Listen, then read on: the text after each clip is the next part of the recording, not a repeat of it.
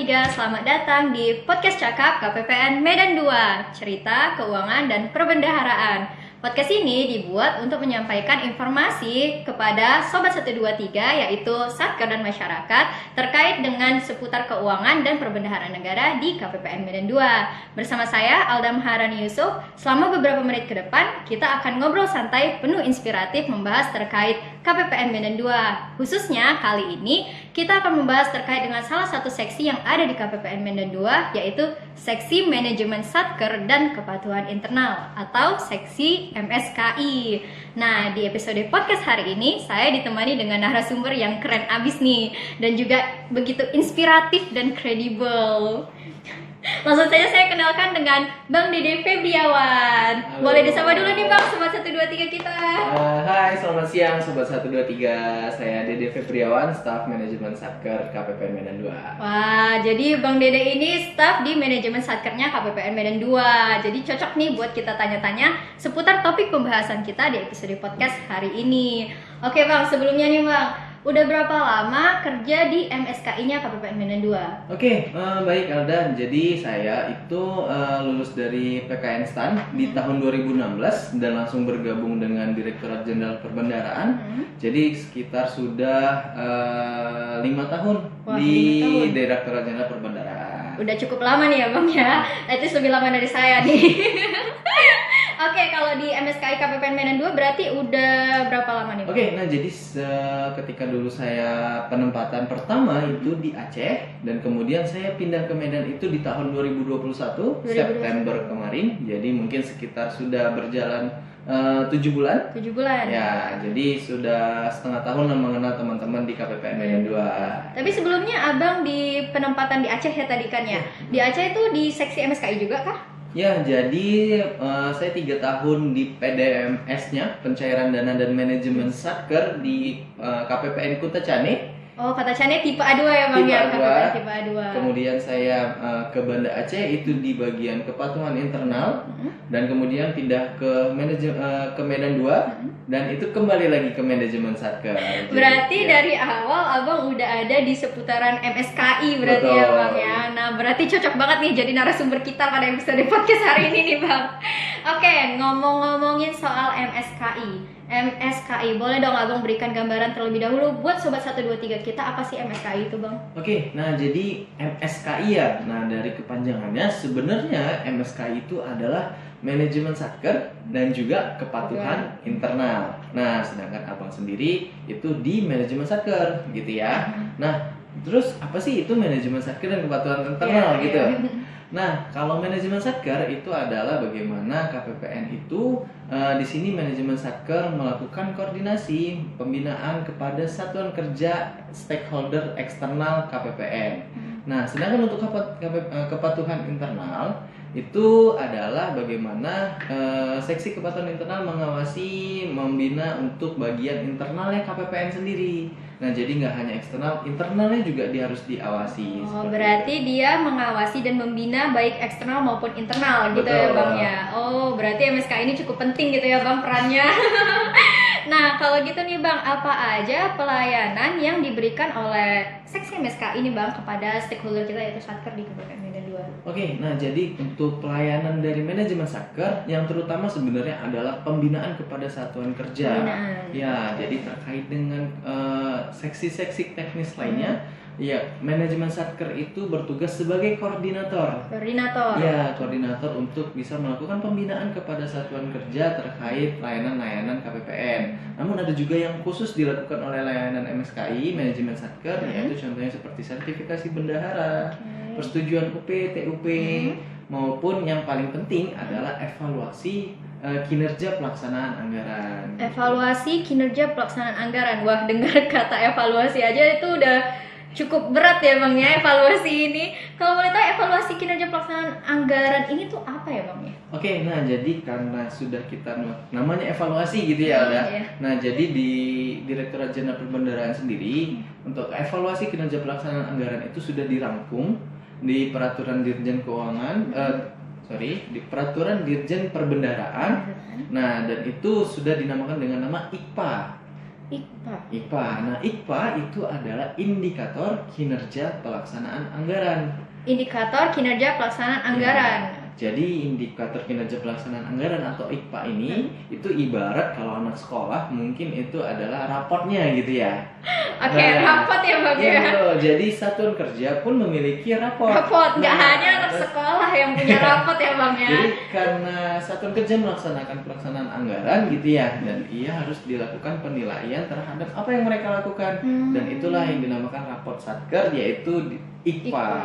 Oh, seperti itu. Jadi evaluasinya itu menggunakan tools yang namanya IKPA gitu ya Bang ya.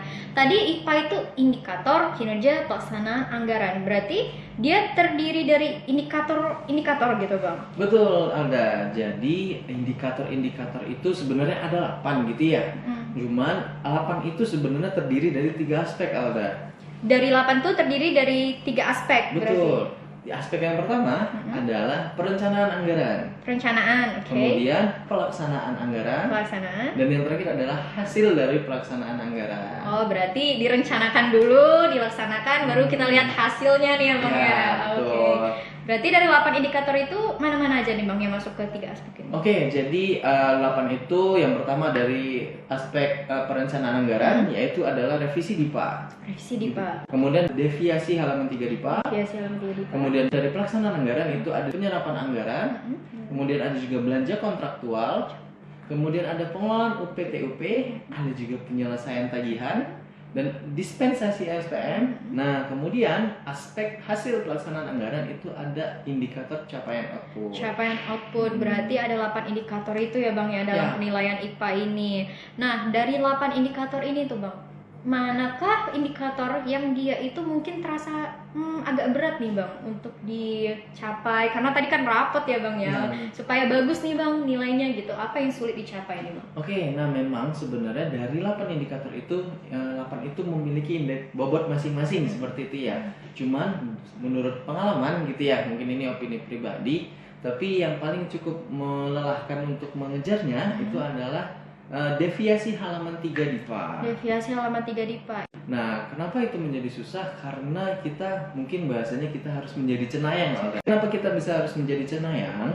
Karena kita harus merencanakan 3 bulan ke depan kita harus melakukan apa, Alda? Kita harus merencanakan 3 bulan ke depan harus melakukan apa. Berarti kita memprediksi gitu ya Bang. Memprediksi. Dan jadi ya karena hal-hal 3 bulan itu kita prediksi, ya biasanya prediksi bisa benar bisa salah gitu ya. Iya, benar.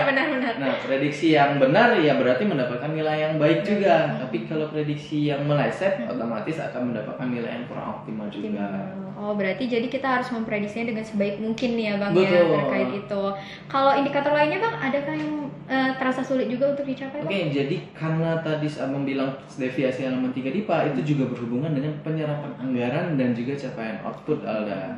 Nah, berarti 3 indikatornya saling berhubungan gitu ya? betul, sangat berkaitan erat untuk deviasi, halaman penyerapan anggaran dan capaian output gitu. Kenapa berkaitan? Karena ketika perencanaannya tidak dilakukan dengan baik, pelaksanaannya juga tidak berjalan dengan baik, maka di akhir capaian outputnya juga tidak akan tercapai. Oh iya benar.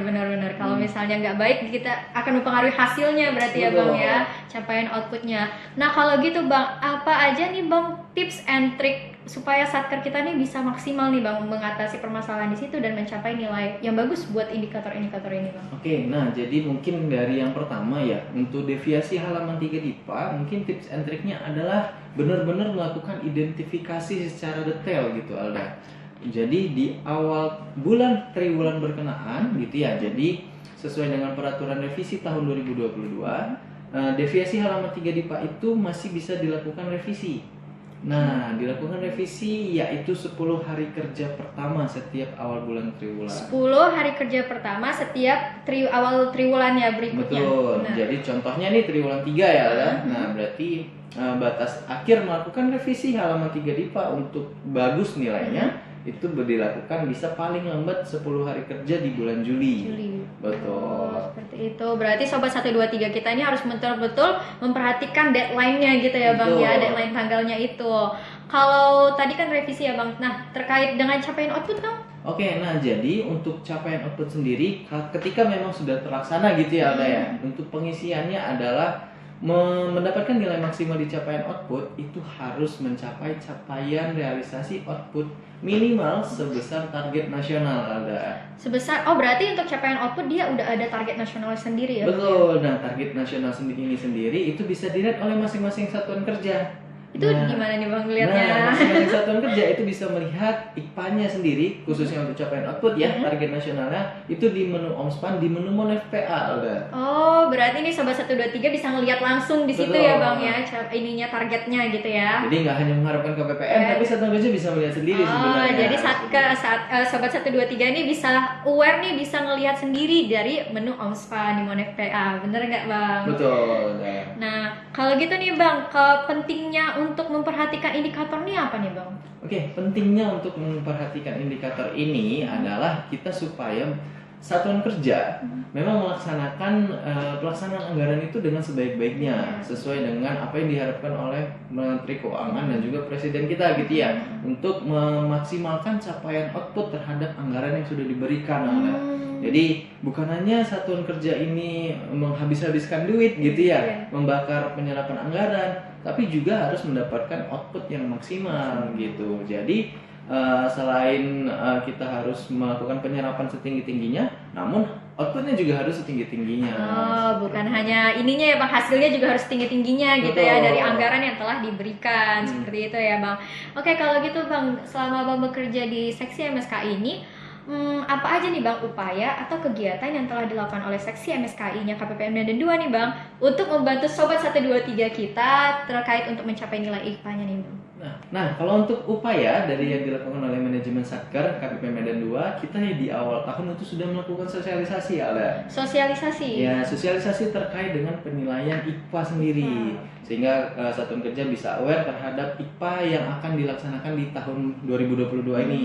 Kemudian seiring berjalannya waktu, kita juga melaksanakan adanya one-on-one meeting kepada satuan kerja. Iya, jadi kita mengundang satuan kerja yang berpagu besar, pagu 15 pagu terbesar, kita mengundang satuan kerja untuk datang ke PPN, kita berdiskusi di sini, mengatasi masalah-masalah yang mungkin dihadapi oleh satuan kerja. Berarti pembimbingannya lebih intensif gitu ya Bang ya, daripada sosialisasi. Berdiskusi, jadi mungkin bisa lebih terbuka seperti itu ya. Nah, kemudian juga setiap ada kita kunjungan ke satuan kerja, walaupun itu bukan dari seksi manajemen Satker gitu ya, kita selalu menyelipkan materi-materi IPA untuk mengingatkan satuan kerja nih supaya lebih aware terhadap IPA-nya, dan kita melakukan evaluasi terhadap IPA yang sudah mereka laksanakan. Karena IPA ini begitu penting ya sebagai rapotnya itu, jadi kita harus terus mengingatkan Satker juga ya Bang ya. Betul, kita nggak bosan-bosan untuk selalu mengingatkan Satker terkait IPA-nya seperti itu. Berarti kalau misalnya nih Satker kita menghadapi permasalahan nih Bang terkait IPA, bisa langsung menghubungi ke Abang kan? Saya bisa juga di kita teman-teman di KPPM Medan 2 itu garda terdepannya ada CSO handal kita. CSO kita nih. Ya, ada di Bang Bembeng di depan, dan juga ada Bang Edi, kemudian juga di manajemen ada Satker, ada saya, dan juga ada kepala seksi manajemen Satker yaitu Pak Ariswanto yang insya Allah siap sedia untuk dikonsultasikan. Berarti Sobat 123 kalau mengalami kesulitan bisa menghubungi pihak-pihak yang tadi disebutkan oleh Bang Dede ya Bang ya. Siap sedia memberikan pelayanan selalu dia kan. Oke Bang, dari tadi kita ngomongin masalah teknis nih ya Bang ya. Mungkin untuk koordinasinya sendiri Bang, itu gimana Bang? Perlu siapa aja nih pihak-pihak yang dia itu dalam IPA ini supaya IPA-nya bagus gitu Bang? Siapa aja yang harus berkoordinasi dalam hal ini? Nah, jadi memang sebenarnya untuk mencapai nilai IPA sendiri yang baik itu harus dicapai dukungan dari seluruh KPPN ada, bukan hanya manajemen Satker, yaitu ada seksi-seksi teknis lain yang terkait untuk bisa memaksimalkan nilai IPA. Namun di sini manajemen Satker sebagai koordinatornya seperti itu. Dan untuk mencapai nilai yang baik itu dibutuhkan sinergi dari satuan kerja dari setiap pejabat perbendaharaan ada, dari level yang paling tinggi, level kepala kantor, mungkin level kantor wilayah, sampai dengan level yang paling bawah, baik itu operator maupun PPN yang mengurusi keuangan. Nah, karena sinergi itu akan menjadi nilai yang baik juga dalam pelaksanaannya. Oke, berarti semua pihak tuh harus bersinergi ya Bang untuk memberikan nilai tambah nih, nilai maksimal terhadap IPA ini ya. Tidak hanya operatornya aja. Oke, berarti semua pihak nih ya, baik Satker sendiri maupun KPPN-nya sendiri. Benar ya Bang ya. Nah, oke. dari tadi kita ngomongin teknis, mungkin saya akan bertanya terkait pengalaman abang nih. Kan abang udah berapa lama bekerja di seksi MSKI, pasti udah sering banget dong ngadepin satker ya, baik tadi di Aceh maupun di sini gitu ya bang ya. Nah boleh nggak abang menceritakan pengalaman, mungkin ada nggak pengalaman yang menyenangkan selama abang bekerja di seksi MSKI dan berhadapan langsung dengan satker nih bang? Oke, mau kalau pengalaman yang menyenangkan mungkin hampir semua menyenangkan gitu ya. Oke, have fun selalu ya. Ya, karena kita berhubungan dengan ketika kita ditempatkan di manajemen satker, otomatis kita berhubungan dengan satuan kerja di luar kantor kita gitu ya. Jadi kita bisa berteman dengan orang yang baru, kita kenal dengan orang baru, dan kita bisa mendapatkan teman di tempat kita berada gitu. Nambah teman ya bang ya. Jadi kita bisa punya saudara di kota yang kita singgahi gitu ya. Nah jadi walaupun kita mungkin sebagai pendatang di kota itu, tapi kita bisa merasa punya keluarga di sana. Gitu. Berarti nilai tambahnya ada nih ya bang kalau bekerja di seksi MSKI. Pasti ada nambah relasi nih teman-teman. Oke, nah cukup mungkin sesi sharing kita pada hari ini ya bang ya. Sekarang Sobat 123 pastinya udah lebih tahu terkait dengan wah ternyata seksi MSKI ini seperti ini. Satker tuh punya rapot ternyata ya bang ya, dan harus lebih aware terkait dengan IPA. Nah baik bang, mungkin cukup sesi sharing informasi kita pada hari ini ya bang ya. Nah terima kasih saya ucapkan kepada Bang Dede Febriawan nih yang udah mau sharing informasi kepada Sobat 123 kita nih bang. Harapannya mungkin satker kita menjadi lebih tahu ya bang terkait dengan KPPN Medan 2 sendiri dan juga MSKI ya, kan bang? Mungkin harapannya adalah satuan kerja KPPN Medan 2 bisa mendapatkan nilai IPA maksimal di tahun ini yang mungkin minimal 95 semoga. Amin. Kan bisa efek ke kita juga kan ya bang ya. Oh berarti kita kinerjanya bagus nih. Oke, baiklah, sekian Sobat Perbendaharaan perjumpaan kita pada episode Cakap Podcast hari ini. Mungkin untuk mengakhirinya kita bisa meneriakkan jargon KPPN Medan 2 kita nih ya bang ya. Boleh? Oke, boleh? Oke. Baik, KPPN Medan 2 siap. KPPN Medan 2 tetap semangat. KPPN Medan 2 luar biasa.